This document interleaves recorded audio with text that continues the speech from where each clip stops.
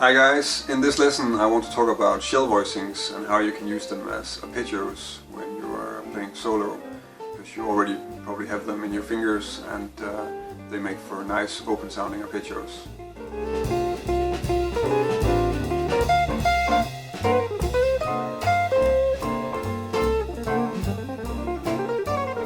My first YouTube lesson was about shell voicings and how you can use them for comping. But in this lesson I'm gonna try to use them in solo lines and demonstrate how I approach that.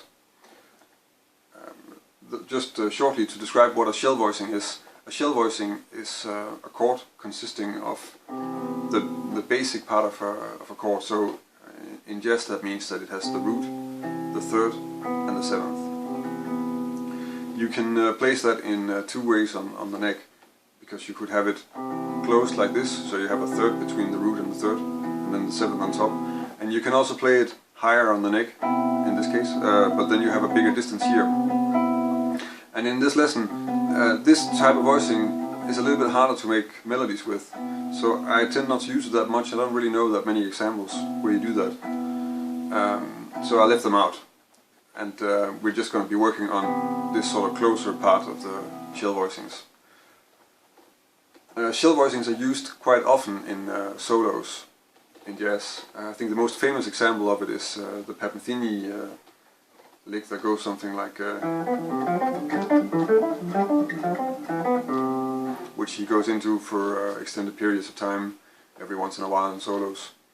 But I'm not going to really go into it like that. I think my approach is more based on how you can get it into your lines in the same way as any other arpeggio, as just being a part of things that you hear and you have in your fingers and can mix up with all the other things.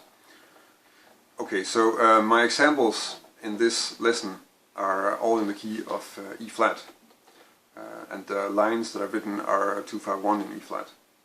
So the first exercise is going to be just how to play these shell voicings in the key of E flat. I chose to do that on two sets of strings. You could of course do it on all sets of strings, but these are the two sets that I use the most, and also just to keep it compact and easy to go through. The last sets you can always check it out. The system is of course completely the same, so it's once you're used to them, it's not that difficult. So first we're going to do the ones in E flat. And afterwards I'm going to do the ones for the altered dominant, so a B flat 7 altered, that would be a B minor melodic scale. So the first example sounds like this.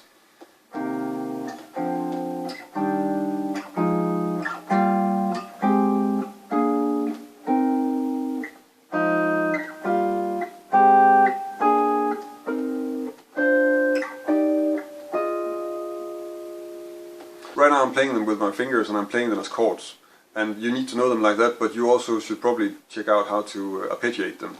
So play something like a,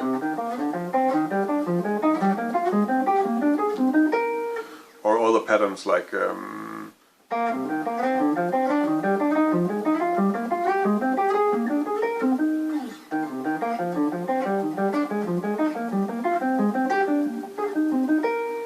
of course there are many more patterns that you can check out. These are just a few, and the more you know, the better.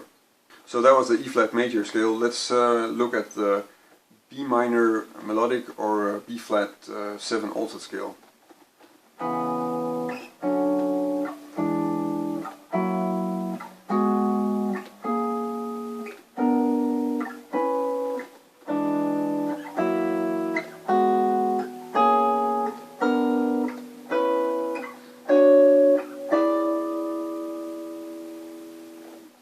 And of course, again, you should probably check them out, arpeggiating them and trying out different ways to do that. So now that we have a few of the voicings in our fingers and know where they are, we need to sort of put them to use.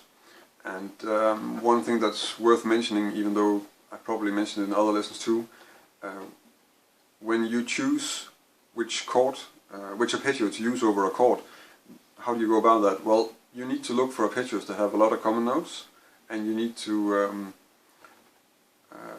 have the ones that will also probably have the extensions in them that you want to hear. So in this case, if I'm playing an F minor 7, then one of the voicings that, the shell voicings that work really well is the one from the 3rd. Or possibly one from the 5th also. In some cases you can also use the one that's a 3rd under. In this case that would be this one, and that, since it has the D, it's not the one you want to go for right away on an F minor chord. If we were on an E flat major chord and played the C minor shell voicing, it works fine. So it's a little bit depending on the situation, what you want to have, what kind of sound you want to have. So basically what you're doing is you're looking for the voicings that are a 3rd or a 5th above or under the root of the chord you're playing on. And then you still need to sort of look at, okay, well, what notes are in there? Are they the notes we want to hear?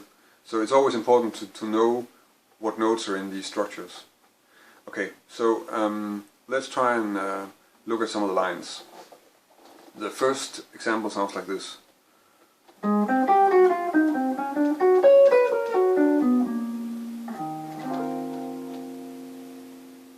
So that's quite simple. The first thing I do is shell voicing from A flat over the F minor. Then I'm going chromatically down to F, and I'm using a chromatic encircling of the 3rd of the B flat for the rest of the bar. So, and here I'm on the B flat. And from there I play another shell voicing. So I'm playing a shell voicing from the 3rd of the B flat altered, which is a D major shell voicing, and then I'm running down B minor major arpeggio and resolving that to the 5th of E flat. The second example sounds like this.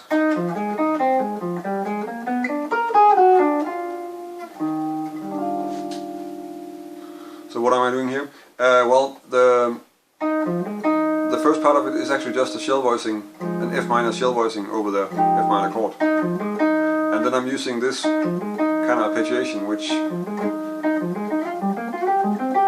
I find a nice one to use for a lot of stuff actually. Even though it's not really related to this line specifically, but if you have arpeggios or chords with where you have this thing with one note per string, then this is a nice way to do that because it emphasizes the top note, which sounds like the melody when you play them. So you can go.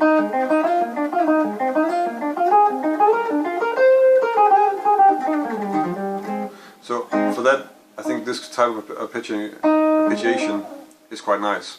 So I do that once. Then I'm running down the triad, so the F minor triad, and then up the scale. And now I'm on the B flat 7 altered, and then I play a B minor shell voicing, running down the scale, and then via the 3rd resolving to the 9 of the E flat major 7. So the third example sounds like this.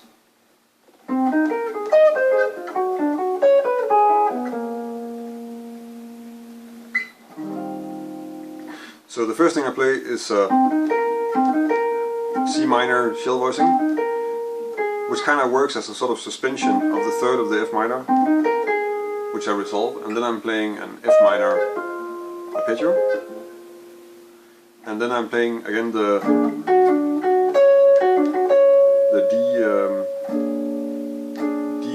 D major 7 shell voicing, and then I'm running down an E major triad before I resolve to the B flat, which is the 5th of E flat. So those were a few examples on how I might use this type of structure in my solos. I hope you can use it to make your own lines and that you can come up with some new stuff. In any case, thank you for watching. If you like this video, then you can subscribe to my YouTube channel, and of course you can also go to my website and subscribe to my newsletter to stay up to date with new lessons and other things that are happening. If you have any comments, then feel free to leave a comment on the video or connect with me on Google+, Facebook, Instagram, Twitter, and let me know there. Suggestions and comments are always welcome, because it's nice to hear what you guys think and what you guys want to hear. So until next week, thank you for watching.